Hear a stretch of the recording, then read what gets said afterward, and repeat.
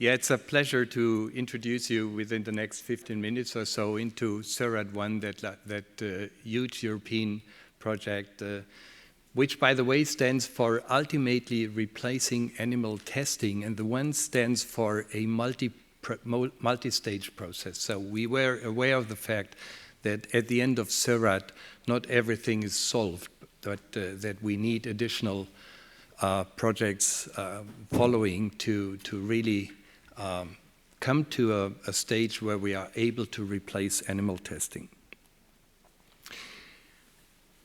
We've heard already that SEURAT is a large cluster project of 7 collaborative projects, one of which is a coordination action. I'm a coacher, by the way, so I'm a member of COACH, which is the coordination action, and we've heard that this project had an investment of 50 million euros. 50 million, that's quite a number. And we already heard that it was co-financed by the European Commission and Cosmetics Europe in a public-private partnership. And I would like to repeat that there is something unique in that Cosmetic Europe gave us cash. So that's different from the IMI projects where we have in-kind contributions, which works well. I'm a partner in an IMI project, but here we have contribution in cash. And not only did we have contribution in money-wise, but we had contributions from members of Cosmetic Europe, for example, in our advisory group. And we had a lot of scientific contributions from the Cosmetic Europe. It's a 5-year program. It started in 2011, which means we are here at the end. And so we end by the end of this year, but there is a follow-up project, which was, at least to some extent, born out of SEURAT-1, and we've heard about that project already. We'll have the coordinator of the project report later about his plans, and I'm really looking forward to hear that. We had an impressive number of partners. We had 70 partners within this project. You see the logos of these partners here distributed among the different projects. And you may imagine that it's not an easy task to work with 70 groups or even that a cluster of this size. So we in COACH, we were in charge of somehow coordinating the entire cluster, bring scientists together to work together. And not an easy task with 70 partners, but at the end, I think we finally did a quite well job as a cluster, as a total, in total. Where did these partners come from? Mostly, of course, from Europe, but you see we have partners in addition from the US, and we had also 2 partners from Jerusalem here. Most of the partners were from small and medium-sized enterprises, universities and research institutions. So it's quite a number of SMEs in here. About 1/3 or so of the partners were from SMEs. Industry, 5 partners, and 5 were others.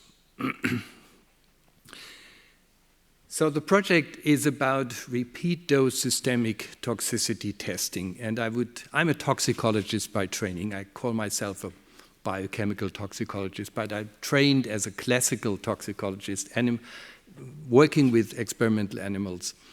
And this is a cartoon trying to indicate how the conventional method for repeating dose systemic toxicity testing is. So systemic toxicity means inner organs, toxicity in the inner organs. And what we do conventionally is we have an experimental animal, be it a mouse, like here, or a rat, and we treat these animals for either 28 days or 90 days. And after that period of time, we simply count the number of animals that are alive, or dead, and healthy, or diseased. And then these animals are sacrificed, the ones which are alive, and then about 50 organs or so are inspected for pathologies. And the veterinary pathologist will then inspect these organs, and eventually he will see something, like here in the liver. He sees an adversity in the liver.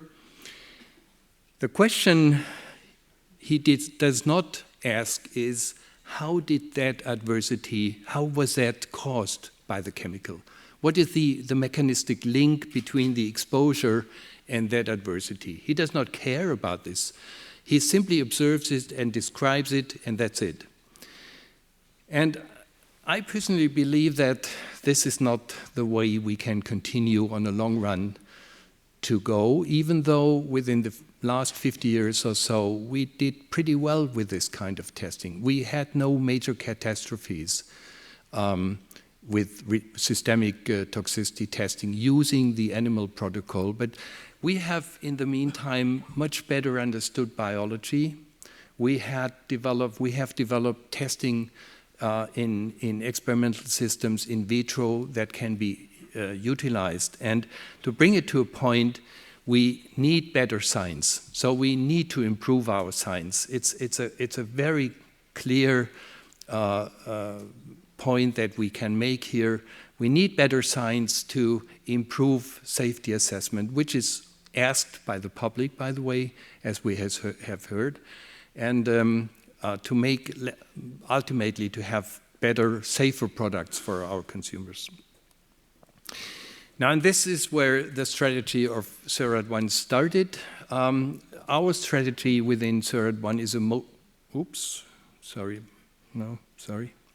It's a mode of action framework to describe adversity, and we use assay systems which have been developed or were already existing, which are hypothesis-driven. So we use assay systems which describe a certain mechanism, and we start with test compounds which are defined according to their mode of action, and these defined test compounds are then used in these assay systems. The long-term aim, of course, is to describe adversity not at the organ or organism level, but rather at the molecular level, at the cellular level. So this is, in principle, our strategy. And the approach that we use, the new approach, the animal-free approach, is that we use both in vitro experimental data with human cells, and we use very sophisticated experimental models, but we use also very simple experimental models, sophisticated up to what people nowadays call organ on a chip. By the way, I invite you to come to our tour, where you can see this bioreactor, which you see on this slide in the original, so you can even take it in your hand and see how it looks. So we have these systems, and we have, in addition to that, computer methods to predict pharmacokinetic behavior, for example, or to predict the interaction of a chemical with its target within a cell. So these two approaches are then integrated to improve information on the mode of action of chemicals. This is the project. You see the coordinators of SEURAT-1, and I would like to very briefly introduce you with only a few words into the building blocks of SEURAT-1.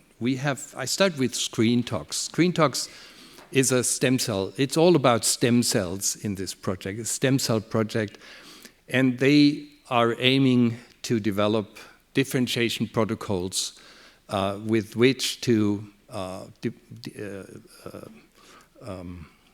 differentiate stem cells into different target cells that can be utilized then for differentiated target cells, which can be utilized for toxicity testing. HemiBio, I call it an in vitro liver system. They have developed functional co-culture system, very sophisticated co-culture systems, and they're using microfluidic bioreactors. What that is, you can see outside in the exhibitions. Then Cosmos, I call it the in silico toxicology project. They have developed computational tools to predict the effect of chemicals, and they use in silico computer technologies to do so. Then NoTox is a systems biology project. They have developed biological tools, and systems biological tools, and they use it to explain effects that they can see in very complicated organotypic human cell cultures. Then we have ToxBank. It's a data management project. It's supporting the data collection, data analysis, and not only data, experimental data, but also data on test systems, SOPs that have been developed, and so forth. And finally, COACH is the coordination action. In addition to that, we had cross-project working groups. We have seen at the beginning of the project that we need working groups that act across the different projects. And we had a gold compound, a data analysis, mode of action, biokinetics, stem cell, and safety assessment working group. And out of the work of these working groups, there were quite a number of publications which were important for the entire project. For example, the gold compound working group has defined the reference compounds that we have used, which are defined on their mode of action. And we need that to test the test systems that we have developed within the project to have these defined compounds. Or we have the mode of action working group has defined adverse outcome pathways for different pathologies and so forth. What is about visibility to the outside of SEURAT? I would say within the field of alternatives, we are the flagship. There is no doubt to me about this. So visibility within this, both industry using alternative methods and in the academic world of SEURAT is quite high within that field. How do you measure? You can measure website visits. That's one objective way to measure visibility. And as you can see, we had something between 100 and 200 website visits from the very beginning on per day, and quite a number of returning visits here. So this is one way. Another way of thinking is looking at the number of students that have been graduated in the project, in these different projects. And actually, the number is 44. Why is that interesting? It's for two reasons, of course. First, it's interesting that the number is so high, but these students are trained in a certain spirit. They are trained in the spirit of SEURAT-1, which is on alternatives to animal experimentation. And at least a certain number of these students, maybe the strongest ones, are then the ones which will continue in this spirit and will work in the field. And I learned, I attended the HemiBio meeting just 2 days ago. I learned that 15 babies were born within the period of the HemiBio project. If you calculate from that number the total number of babies that were born, you come up with a number of something like 90. And I tell you that because it clearly shows you that we are not thinking from today to tomorrow. We're thinking on a long range because, of course, these babies will also continue to work in the field. So this is something. Publications is another issue. We have up to now about 300 to 350 publications. That number will certainly increase because, as you know, most publications come up at the end of projects, and we will have much more than this. We have 5 patents produced within SEURAT, and I highlighted here journals in addition which have a high impact factor. Here larger 10, and you see that we had quite a number of high impact factor publications in addition to the ones that were counted there, which were mostly in toxicological journals, and the highest impact toxicological journal has an impact factor of about 6, which is simply due to the fact that toxicology is a very narrow field. Now I come to the end, and I asked myself, what should I say here? What is SEURAT? And I have a very simple answer to that. Hope you agree, it was a success story. Thank you very much.